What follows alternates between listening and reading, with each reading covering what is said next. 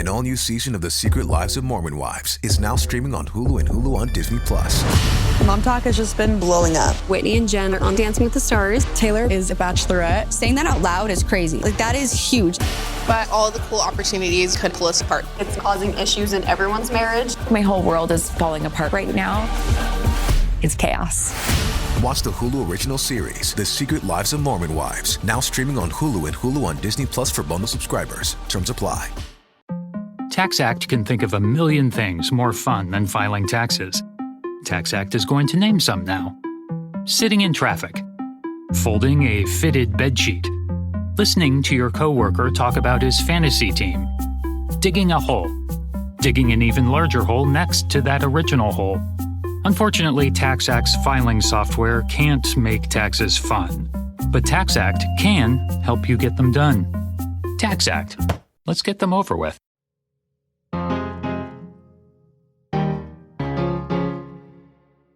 Last year, when Atlantic staff writer McKay Coppins wanted to do a story about sports gambling, he and his editor started out with the usual angles.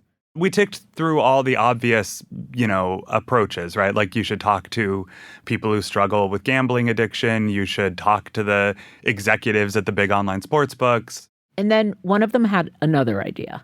I can't remember if it was my editor or me who first said, well, maybe you should try it a little bit.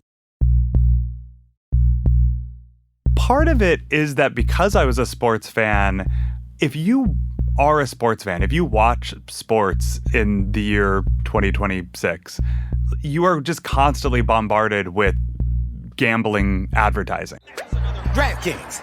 Now, I know it's a Super Bowl and all, but everyone gets a free bet. Lay it all on tonight's game or kiss it goodbye. FanDuel's free pick'em game gives you more ways to win this fantasy season. Agreed. Every game you watch is just an onslaught of ads for online sports books. Head to the DraftKings Sportsbook app to claim your free bet now. If you listen to sports podcasts like I do, all the sponsors are, FanDuel, DraftKings. The Bill Simmons Podcast brought to you by FanDuel Sportsbook.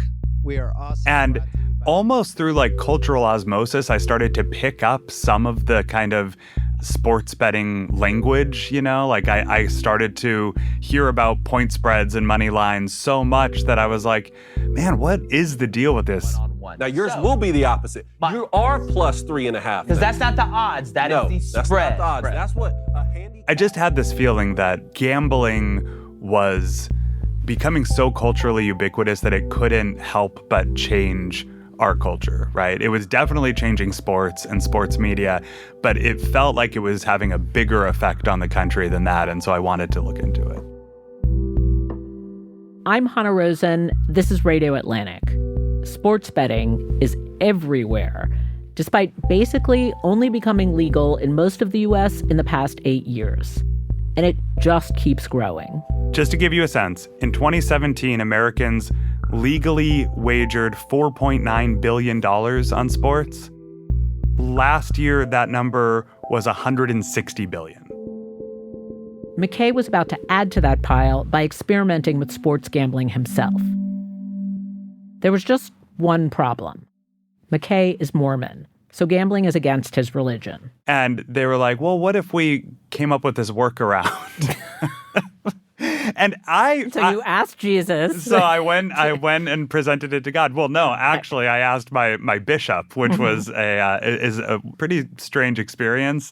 His bishop gave a tentative yes, but only because of a technical workaround that he and his editor came up with. McKay would not be staking his own money. For the entire run of the upcoming NFL season, McKay would be staking the magazine's money. The Atlantic gave one of its staff writers $10,000 to gamble with. And I will say, I did not ask for $10,000. And if by the end of the season he came out ahead, he could split the winnings 50-50. I went into it thinking, my eyes are wide open. I'm already skeptical of the sports betting industry. I have never had any interest in gambling whatsoever. This will be kind of a fun gimmick for the story, but that's about it, right? My wife also, when I told her I was going to do this, had sort of the same feeling. Like, oh, well, that'll make the story funny. And I thought maybe it would be one section of the story because it wouldn't really amount to much, but it would be like a fun little detail. I feel like this is where we cue the cliffhanger music, whatever that cliffhanger music is. Now for a break. Let's go. Now for a break. We'll tell you what happened next after. So talk about your first few bets. Like, how did you get going? Well, the very first night I set up my DraftKings account was the first game of the NFL season. It was on a Thursday night. I remember excusing myself from the family dinner table. I have 4 young kids. I knew they were going to find out eventually what I was doing, but it still felt a little bit unseemly that I was, going to start gambling. And so I didn't want them to see me download DraftKings and ask what I was doing. So I went into my bedroom, I downloaded DraftKings and deposited $500 into my account, and I was off. And that first night, I knew so little about sports betting that I was basically just punching in bets at random. But, I think I made a parlay bet that was kind of long odds for Saquon Barkley and Jalen Hurts to both score touchdowns. And at the end of the night, I was up $20. And I remember the next morning I told my wife, hey, I won $20 last night. And she got so excited and she high-fived me, and we were immediately fantasizing about what we were going to do with all the winnings that I would make at the end of this season. We're going to replace the KitchenAid mixer that needs to be replaced. Maybe we could even put new shelves up in the pantry. We had all these big ideas because maybe I was secretly a sports betting savant and we didn't know it. So at some point, you realize you're not a savant, or maybe you're not a savant, and you get in touch with Nate Silver, which is hilarious. Just say who Nate Silver is. I had this idea that I needed a gambling guru, right? Uh-huh. I was going to need somebody to hold my hand through the process and at least give me the kind of best practices of the sports bettor. Nate Silver, I would describe him as America's most famous statistics nerd, right? He started 538. He was known for calling the outcomes of elections based on his proprietary polling model. And a few years ago, pivoted to gambling. He cites a midlife crisis and general fatigue with politics. And he wrote a book about gambling, a very good book. He had always been a poker player. And I basically called him up and I was like, hey, Nate, I don't know what I'm doing. Do you want to be my guide? And he was happy to do it. Although I will tell you, my very first call with him was pretty humiliating because I beforehand sent him all my bet slips for the first week and got on the phone with him, and he kind of pulled them up as we were on the phone. And just immediately, he started to react in real time as he was looking at them. Ugh. And he just says, okay, oh no. and then started laughing at me, which is how I learned that it's possible to be emasculated by Nate Silver. Right. What was he noticing? Well, he said I was making a bunch of mistakes, and one of them was that I was only using DraftKings. And what he said is if the basic reality of sports betting, and I think this is important to note because I have met so many people who, when I told them I was now getting into sports gambling, they'd say, oh, I know a guy who made millions as a sports bettor. And if you're just really good at it, then you can make a lot of money. And I just want to dispel that a little bit because the first thing Nate Silver told me was, it is incredibly hard to make money as a sports gambler. And to do it, you have to exploit microscopic edges, right? He said, you should be shopping for lines, the best betting lines on any given game across multiple books. You can't just use DraftKings. You need a bunch of different books because all the lines are a little different. You need to steer clear of parlays and prop bets. Prop bets are individual outcomes within a game. Parlays they have longer odds. They'll pay out more money, but it's only if multiple different outcomes hit. So the Chiefs to win and the Chargers to cover the spread or whatever. But what it boiled down to was you have to understand that sports betting successfully is a grind. And then he told me, and this was a shocking revelation for me. Well, actually, what I asked him was, I'm starting out with $10,000. What would be a good season? If I get to the end of the season, how much would I have to win for this to count as a victory? And he was almost confused by the question because he said, oh, if you win 1 penny, you're in the top 2% of bettors. Oh my God. He said, he was like, even I, who in my lifetime have made hundreds of thousands of dollars gambling, if I break even betting on the NFL, I'll count that as a win. It was kind of this revelatory moment where it was like, oh, everybody loses money gambling. You can't really win. And I knew that intellectually, right? The house always wins. This is like the one thing everybody knows about gambling. But what's kind of amazing in retrospect is that I didn't really believe him. Like, I heard him, but I was like, but I could be in that 2%. Okay, so you leave this Nate Silver conversation with maybe what we can both agree is false confidence. And you start to go deeper in. What did you start to notice about yourself? Like, what happens? Well, I started out following his rules that he gave me, right? Basically what he said is if you want to be a good sports bettor, at the beginning of every week, sit down in a quiet place, look over the lines, do some research on... What's the lines? The betting lines. So, you know, the Chiefs are favored to beat the Bills by 2 points, right? You basically, for every game, a bunch of different sports books will have similar but not identical lines. So you look through all the lines, you decide which games you like, which lines are most enticing. You should look at injury reports, you should look at weather forecasts, other factors that might affect the outcome of the game. And then you should, when the games are still several days away and you're not acting out of emotion or chasing your losses, you should make your bets in kind of a sober frame of mind. So that stick to them. And calmly. stick to them, Okay. right. Unless something really dramatic changes, you know, the quarterback gets injured at practice or whatever, you should stick to them and not alter them once, you know, the game has started, because that's the temptation, right? So I stuck to that. I really tried to. For the first, you know, month or two, I was doing what Nate told me.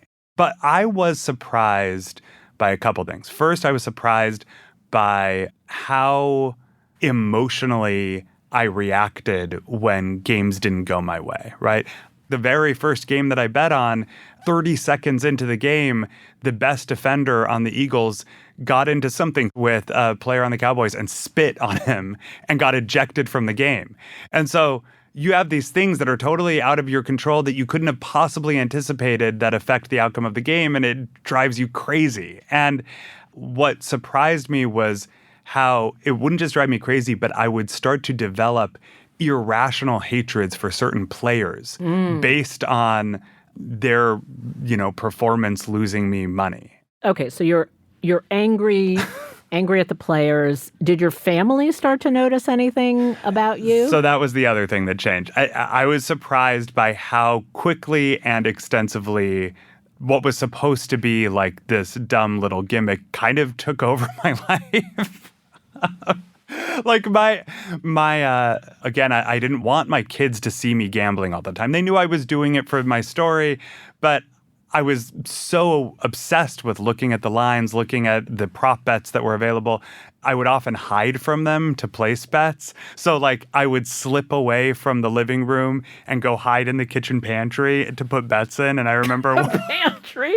One time, and it's not like a vast pantry. It's like a closet that I'm hiding in.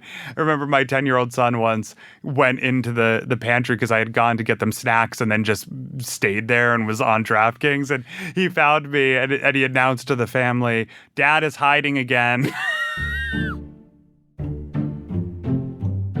My wife caught me looking at one of the betting apps at church, which I think is like doubly sinful in some way.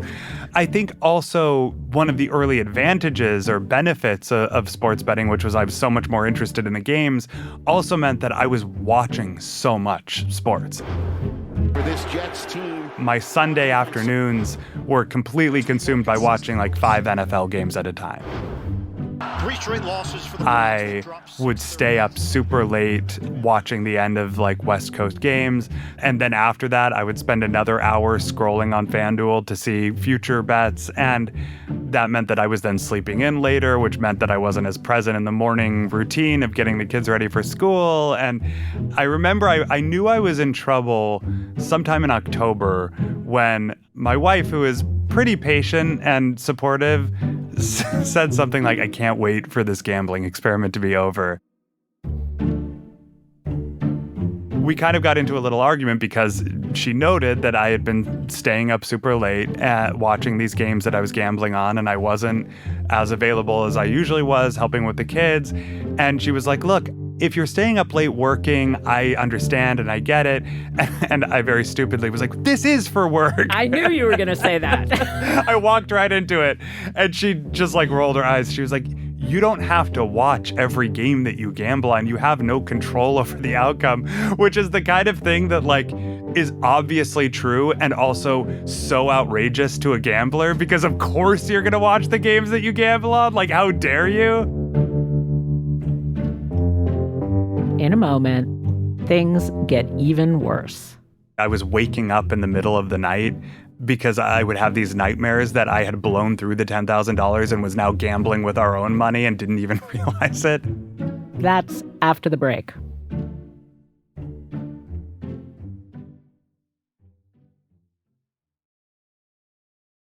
My day kicks off with a refreshing Celsius energy drink, then straight to the gym. Pre-K pickup, back home to meal prep. Time for my fire station shift. One more Celsius, gotta keep the lights on. When the 3-alarm hits, I'm ready. Celsius. Live, fit, go. Grab a cold, refreshing Celsius at your local retailer or locate now at Celsius.com.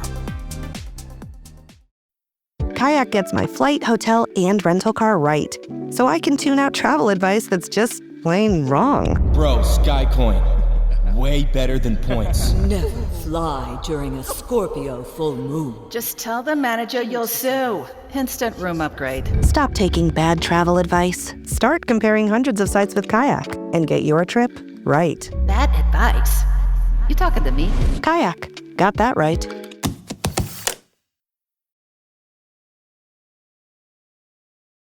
This is all funny, but I do wonder if there was ever a point when you felt like you lost yourself in some way.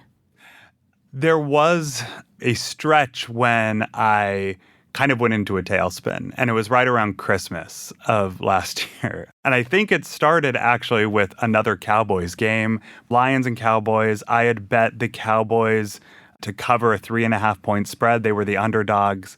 And in the fourth quarter, it looked like I might be able to win. Dak Prescott, the quarterback, was driving down the field, about to score a touchdown, it looked like. And then there was this controversial offensive pass interference call that was made that ended the drive, and I ended up losing a bunch of money. And this game ended, and I couldn't believe it. Like, I couldn't believe that I had been burned by a bad call by a random referee. And it was like something snapped for me. I think because up to that point, I had tried to be pretty diligent, right? Like, I was doing all the things Nate Silver said. I was monastically studying the lines. I was staying away from the suckers bets, the parlays, and the prop bets. And I should have won that bet. But because of this bad call, it just like drove me insane. And I became determined. At certain points, I had actually been up for the season. Around Thanksgiving, I was up a couple $100. But at this point, after losing that game, I lost, I think, $500. And I just went ballistic. And I was like, I am going to win back everything that I lost. I'm sick of this. And this is a term that I learned in the course of my reporting and then experienced. I was on tilt. On tilt describes kind of the emotional frenzied state that a gambler gets into when they start making really unwise decisions. And for the next 2 weeks, basically, I was on tilt. It was a strange experience because it was, Christmas season. I have young kids. We're doing all these festive family things. We're going ice skating, and every outing was an opportunity to gamble more. My toddler fell asleep in the minivan, and I was like, you guys go skate. I'll stay here with the toddler till he wakes up. And I'm putting together 6-game parlays on my phone, I remember collapsing onto the couch and starting to do the mental math. And I realized that I had lost $2,500 in 13 days. Whoa. For basically any gambler, that's a bad 2-week stretch. But what was concerning to me was that at no point in those 2 weeks did I think that I was doing anything wrong.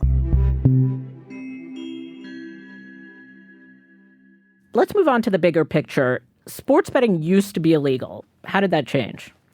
Well, it was always illegal with some caveats, right? Like there were always parts of the country where it was either explicitly legal or people kind of looked the other way. You know, from the very beginning of American history, you know, the Puritans understood that gambling was a dangerous vice. They outlawed it in Plymouth. Pennsylvania had, you know, laws on the books about it. It was kind of always consigned to like riverboats or red light districts or places that were kind of considered unsavory. There was this kind of idea that like if people had to gamble, they would need to go to unsavory places to do it. In 2012, Chris Christie, governor of New Jersey, wanted to help the flagging economy of Atlantic City and had this idea that he would make Atlantic City one of those places where sports betting was legal. And that's why I'm pleased to announce today that our administration is formally submitting our sports gambling regulations this week. He passed a bill legalizing sports betting in Atlantic City, which then prompted the sports leagues to sue. And this case ended up winding through federal court, eventually landed at the Supreme Court. In case number 16476, Murphy versus NCAA, and the consolidated case, Justice Alito has the opinion of the court. Which in 2018 decided to overturn the federal ban on sports betting, opening the door for states to legalize it in their respective territories. What a history. Because looking back now, we think that idea of betting containment, like we'll only have it in Atlantic City, we'll only have it in Las Vegas, that seems so old-fashioned and wholesome now as an idea. It does, but it was the consensus view, like as of 8 years ago. Like I want people to understand that this new Wild West era of sports betting that we're in is only a few years old. It's kind of insane how quickly we as a country, as a society, decided to unlearn the lessons that every civilization before us had learned, which is that gambling is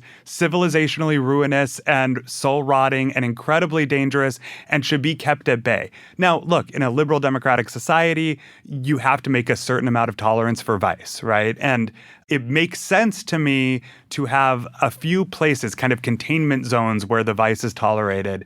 But it is literally just in 2018 and after that all of a sudden the leagues realized there is an enormous amount of money to make in doing this. The states suddenly realized, oh, we could get a bunch of tax revenue if we legalize it and tax it. And the sports books, which almost overnight became these kind of economic juggernauts, started throwing money around to very rapidly expand sports betting across the country. It's now, I've lost count, it's 38, 40 states, something like that, that have legalized it. I would be surprised if by the end of the decade, unless something dramatic changes, every state hasn't legalized it. Okay, so sports betting is one thing. We can see how it's gotten out of control. It makes a certain kind of sense. Sports is a game. I think where you really start to want to do an anthropology of shifts in American culture is when it goes beyond sports betting, because you can bet on anything these days. So do you see those two things as connected? Because you did do some of that in this experiment as well. I did, and I do think they're connected. I think that in some ways the predictive markets like Polymarket and Kalshi are kind of the logical endpoint of the sports betting explosion, right? And now they're introduced to the idea, well, you don't know that much about sports? You know, you can also bet on the Oscars. You can also bet on what the temperature in Los Angeles will be tomorrow. You can also bet on when Taylor Swift's wedding to Travis Kelce will take place. So we've, after first kind of conditioning the American population to get more comfortable with gambling on their phones, we're now introducing them to the idea of gambling on every facet of American life. It doesn't have to just be sports. I actually first took interest in the predictive markets after the Venezuela operation. This became kind of a famous story, but after U.S. troops went into Venezuela to capture the president, Maduro, it was revealed that this guy on Polymarket bet a huge amount of money on the idea that Maduro would be removed from power by a certain date. Bet $32,000 that the Venezuelan president would be out of power by January 31st. And clearly this was somebody who had inside knowledge, and he or she made a killing on it. And that user cashed out, making more than $400,000. And once I started talking to people who work at these platforms, I found out that insider trading is actually kind of part of the whole experience. Like, it's a feature of the platforms, not a bug. Proponents of these predictive markets will argue that the more insiders use their platforms to cash in on their inside knowledge, the more useful the markets become as predictors of future events. That's circular. Why is that a defense of it? Because their argument is that the predictive markets' social utility is that they are more useful than polls or surveys or predictions by experts or pundits, right? I see. So it's an actual freer flow of information. It's a more accurate source of future information. Well, and that's interesting. They go even further than that, though. The CEO and founder of Kalshi has said that basically the goal is to move the digital public square away from social media, where AI slop and rage bait are kind of the coin of the realm, into predictive markets where you are incentivized to invest based on what you genuinely believe or have inside knowledge about. More grandiose summary of his vision, he said, the long-term vision is to financialize everything and create a tradable asset out of any difference of opinion. Okay, that's where he... That's where he loses you? That's where he loses me, because accuracy actually is value. Mm-hmm. Like, I actually understand that argument. Did you follow the controversy over Kalshi in Iran? Mm-hmm. That whether or not people did or didn't bet on Ayatollah Khamenei, I think the way they put it was would be out. Yes. And some bettors took that to mean dead, like would be assassinated.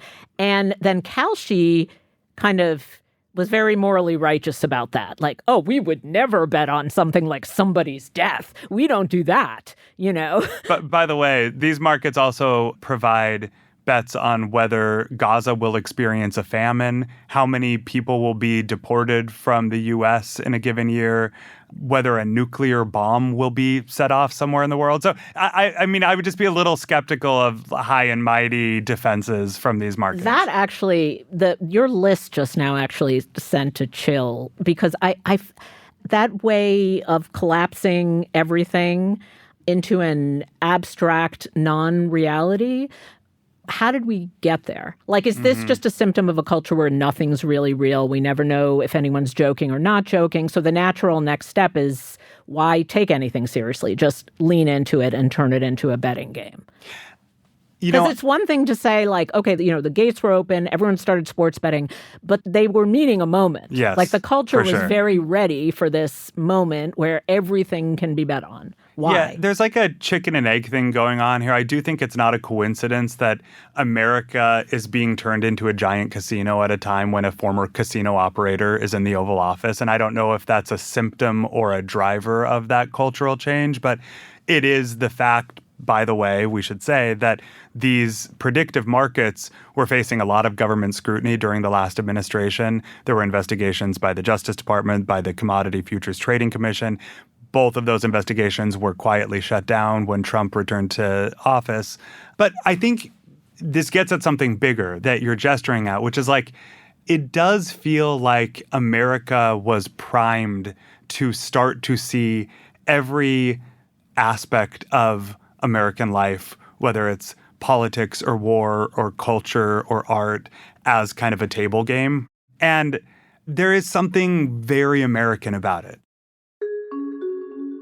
The idea that we would all start to play these games that reduce to the abstract very real things and turn them into money-making ventures, like almost like digital video games that can put a distance between us and what's really happening, and also feed that very kind of American optimism that somehow I can come out ahead, you know? Right. While meanwhile, the systems rewards insiders, crushes and demoralizes regular people, and ultimately the house always does win. Okay, so how much money in total did you lose? I lost $9,891. What happens to the last 100? I return it to the Atlantic with a thank you note, I guess. Wow. Okay. Actually, literally just sent an email to our accountant saying, please deduct this from my paycheck. Tell the truth. You think you'll never gamble again? Well, at the morning after the Super Bowl, I signed something called a self-exclusion form, which is designed for problem gamblers who want to cut themselves off. So I pulled up the Virginia self-exclusion form and filled it out, which means that the online sportsbooks, at least, are legally prohibited from taking my action. Now, I will say the caveat is it was a 5-year ban. So ask you again in 5 years. There is a lifetime ban, but you have to go to a physical location to do that, and I didn't do it. So check in with me again in 5 years. So if I right here say, I will bet you $5 on Best Picture at the Oscars, do you just say no? I mean, what bet are you making? Give me the odds.